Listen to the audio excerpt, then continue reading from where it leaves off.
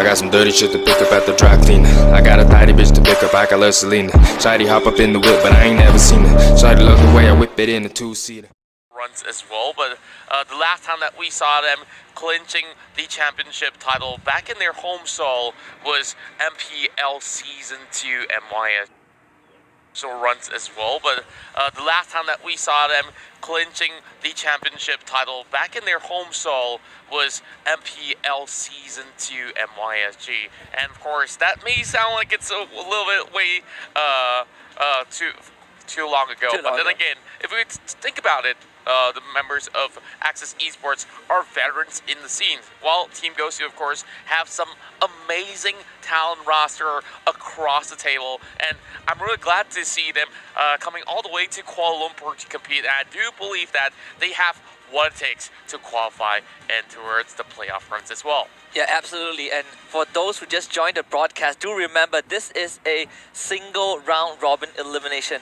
Group B is going to end today, and each day we will have two teams waving goodbye. Yesterday we unfortunately had to say goodbye to Impunity KH and Evos SG. Today, two other teams will join those two in the eliminated pool. And of course, for Axis Esports, their tournament lives hang in the balance temporarily until the end of this series against Team Gosu. That's right, and this is just the nature of every battle. Speaking of battle there, catch every battle, stream like cray, get unlimited data for all apps with Gaylor Unlimited GX30, only with you mobile. Of course, now back to the game. Axis Esports here, 2-0 deficit that they just had. Of course, morales are running pretty low, but for Team Gosu, they have been really eager to even get themselves in towards the first game. Speaking of the first game here, we'll jump right in towards the graph, and of course, Axis Esports will now be on the blue side and Gosu on red. And the nature of Group B, I think the general consensus, at least between us, is Group B is probably the most neutral group of all, because all these teams seem like they have what it takes to make it through to the playoffs. And we've seen Axis Esports, they got surprised by your Jawhead pit, by the Mini-Star pit coming in from the Burmese Goose. And the US team, Team Gosu, might bring out the same kind of surprises that Axis Esports does not seem ready to face in the first series. That's the beauty when you pit some of the best in the world against each other. Different metas will come into play, and I just love how the Burmese Goals brought in Jawhead, which we haven't seen in the meta for the longest of time, at least in Southeast Asia. And now we're looking at Kufra as well as Halas consistently getting axed away from day one, and we're seeing a little bit of that trend hitting it towards day two as well. Same goes to that export ban, so one more ban over on the hands of Team Gosu. Yeah, I think if you are Gosu or Axis Esports, you have to keep an eye on this export. Burmese Ghoul, they gave the export away in the previous series, and they were able to smash that particular hero hard as they could, and that is a sign that teams are starting to find ways, starting to find cracks in what seems like an impenetrable hero that is on the S tier list right now. And speaking of that, Grok got through again. We've seen Grok yesterday, the first three series, got Grok constantly banned now, but suddenly VFM, RRQ started to find ways to deal with this tank, and now other teams are picking up.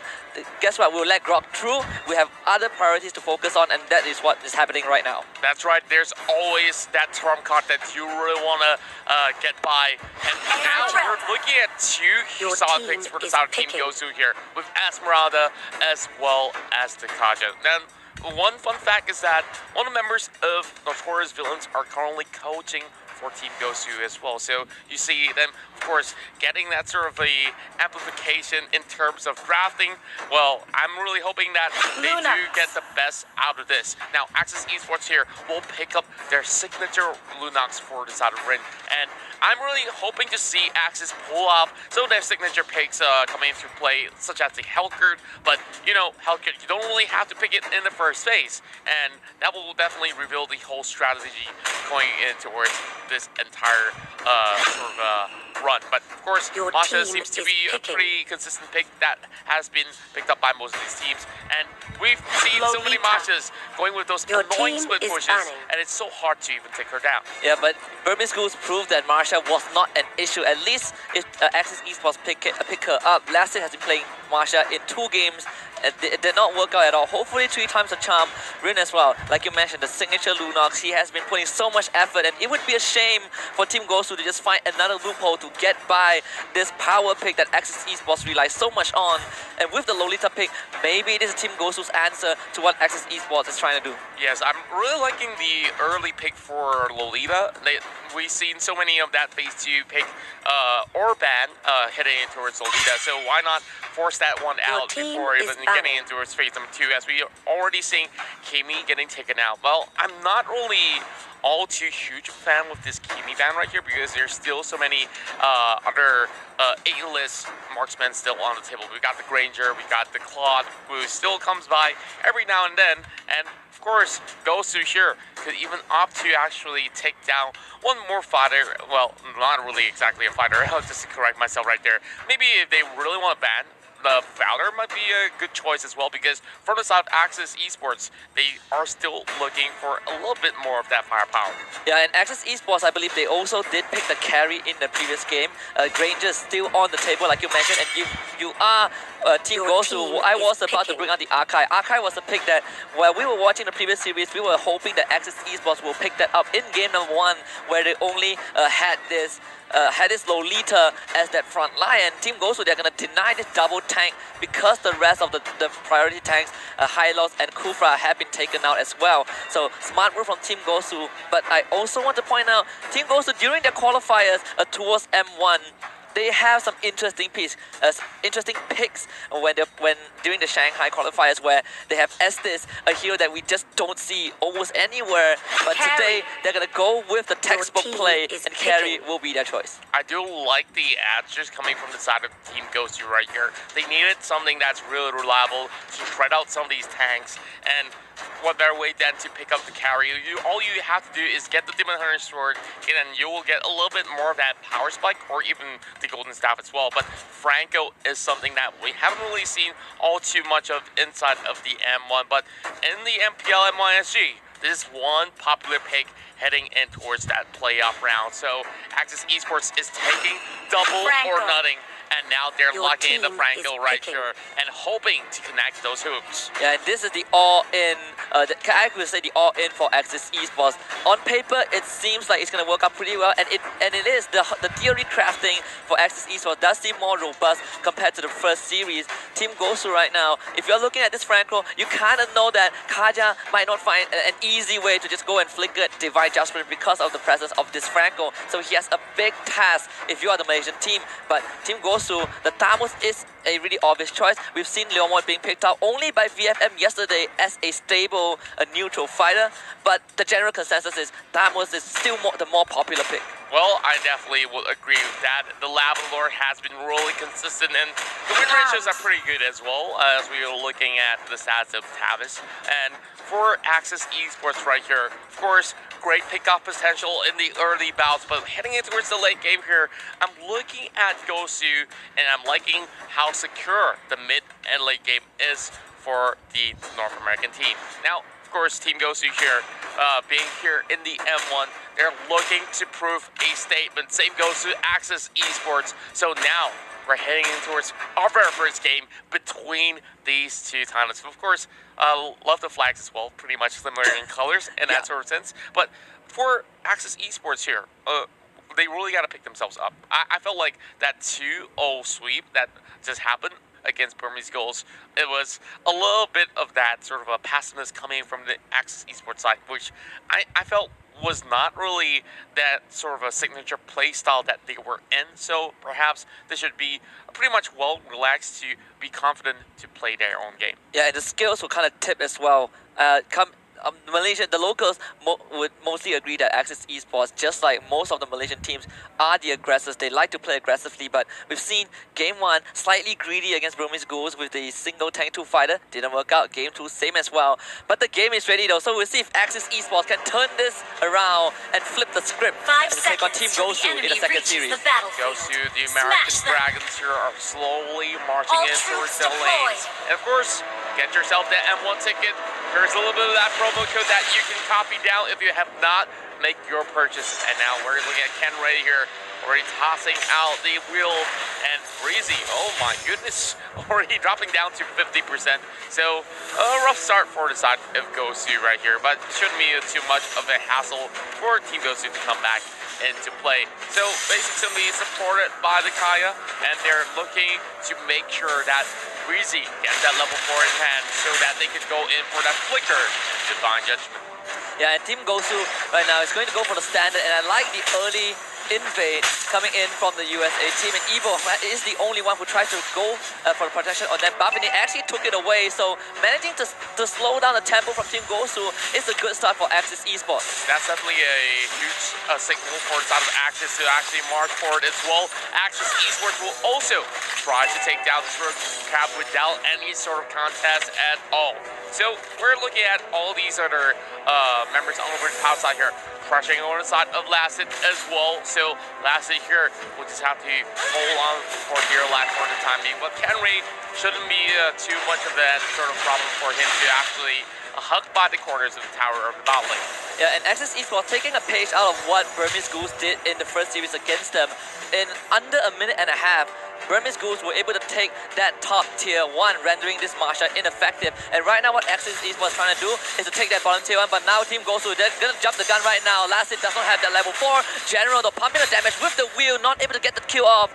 Meanwhile, Team Gosu takes that tier 1 bot, and this is what... Axis Esports takes that tier 1 bot, and this is what they want. Now you free up the map for Lasted to be a bit more effective. Wow, Flicker coming out from the side of Breezy as well, and this is going to be that turtle going on slight reset as we are looking at a full Flicker team from the side of Axis.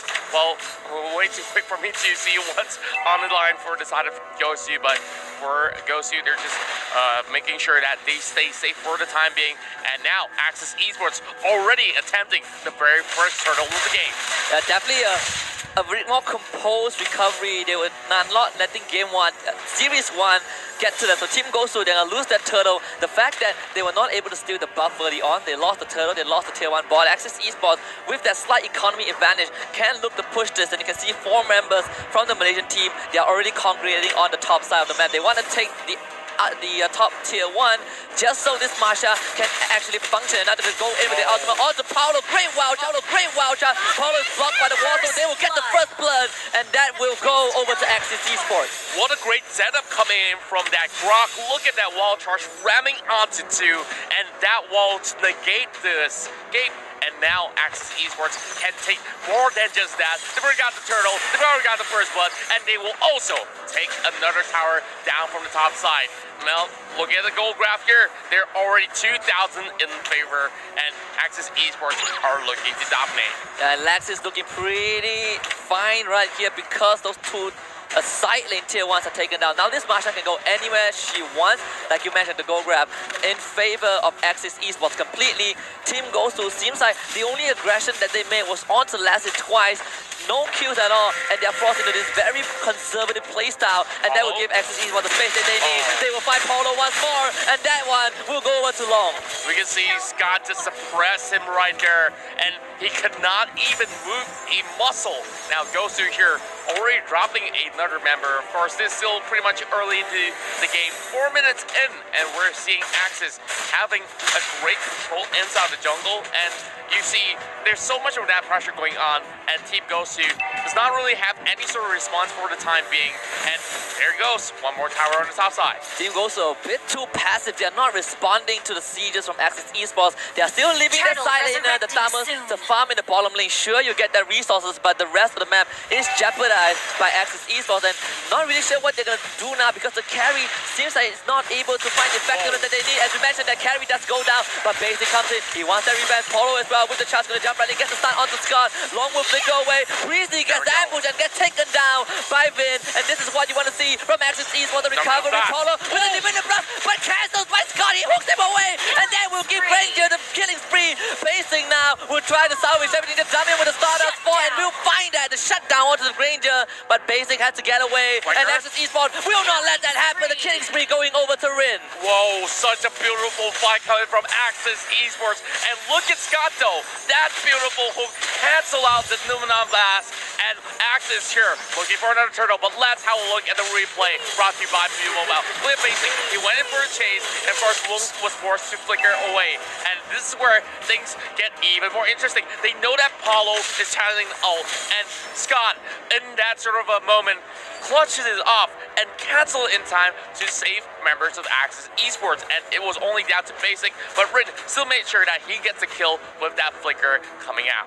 Yeah, and even with the falling star moon, Esmeralda got the shutdown but was not able to get out. So in the end, the shutdown doesn't really matter too much for Axis Esports because they got more than they came for. Scott MVP for that. Evo now getting ganged on, but he is the crowd pretty tanky. They can use the Divine Judgment on him, but they didn't pull him back, and that means Evo will get away. Scott free, and guess what? Paulo Akenre is caught out again, and it will be this one going over to Evo.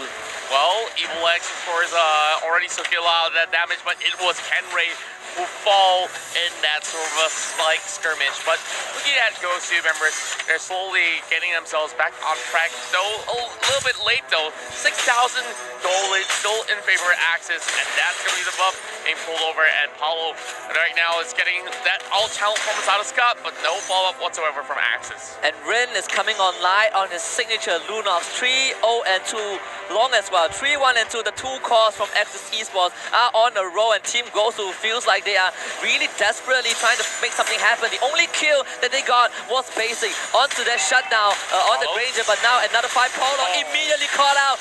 Not even have a chance to use that Nimminum Blast, and Team Gosu won't have a chance to defend this tower at all. I feel like Paulo has been caught out a little bit way too much in this sort of early game fights, and now we're already in 7 minutes of the game, and that possibly shouldn't be the case at all for the side of Team Gosu, but of course they have to let this mid tower fall in that sort of sense, and Axis Esports here can just run free anywhere as they please. And speaking of that, Kenray getting caught out as well.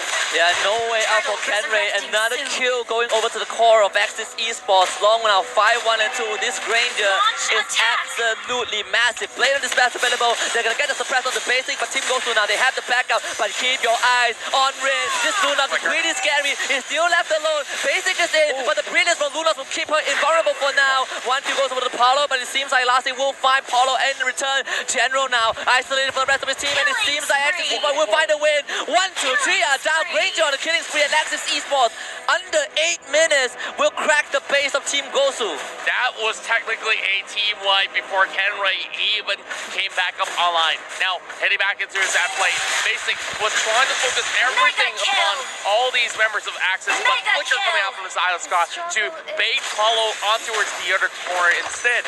And of course, Gosu, all they could possibly do was run away, and they should not even commit towards that fight inside of the jungle, and they have to pay the price with that broken base. The Malaysian Tigers have seemed to awaken after Series 1. Team goes to Paulo. We talked about how he got caught up multiple times, and in all these scenarios, this Lolita just feels like ineffective all along. And with that being said, Axis Esports first inhibitor in the middle lane down. Not even 10 minutes in, the Lord will be spawning up pretty soon, and Axis Esports will be eyeing on that objective. Well, first, we're having the Malaysian Tigers here looking for their very first win. Well, of course, it's so convenient that Team Gosu also has the dragon logo with them, so crossing Tigers with a dragon. Well, of course, jokes aside, now back into the game.